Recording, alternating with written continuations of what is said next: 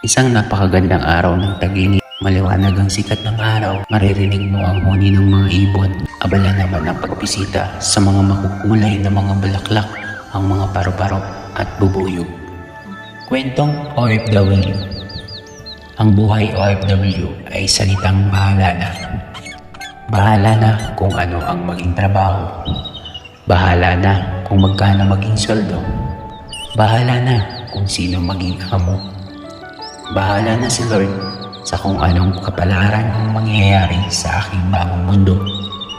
Ang kwento ng isang OFW ay kwento ng lahat.